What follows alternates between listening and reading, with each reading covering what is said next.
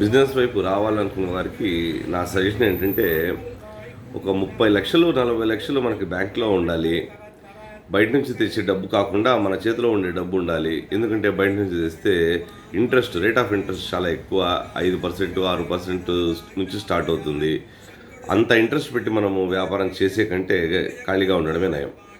And more over లోన్లు అవి expect చేయకండి. స్టార్టింగ్లో ఎవరు కూడా మనకి ఏ బ్యాంకులు ఎవరు కూడా లోన్లు ఇవ్వరు. అండ్ మనము సర్వీస్ ఇండస్ట్రీ కిందకు వస్తాం, lab especially. So by hand cash ఉంటే ఈ బిజినెస్ అనేది చాలా బాగుంటుంది.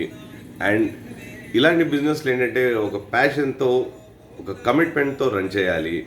ఏదో అలా వచ్చామా, ఇలా కూర్చున్నామా, పేషెంట్స్ వచ్చేస్తారు, శాలరీలు మనం ఇచ్చేయచ్చు అనుకోవడం అనేది చాలా ఇబ్బంది. ఇంకొకటి ఏంటంటే మనము జాబ్ చేస్తుంటే మన శాలరీ గురించి మాత్రమే మనం ఆలోచిస్తాము.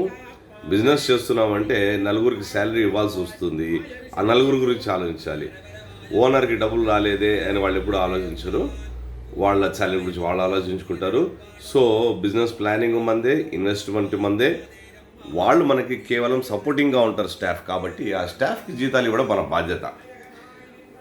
And money flow, cash flow అనేది చాలా చాలా ఇంపార్టెంట్. చేతిలో డబ్బులు లేకుండా మటుకు ఎవరు కూడా వ్యాపారంలోకి రాకండి. ఇది ఔత్సాహికుల్ని నిరుత్సాహపరచడం కాదు, ఒక సజెషన్ మాత్రమే అన్నమాట. ఎందుకంటే చాలామంది అలా స్టార్ట్ చేసి ఇలా మూసేస్తుంటారు. అలాగ చేయడం వల్ల లాస్ వస్తుంది.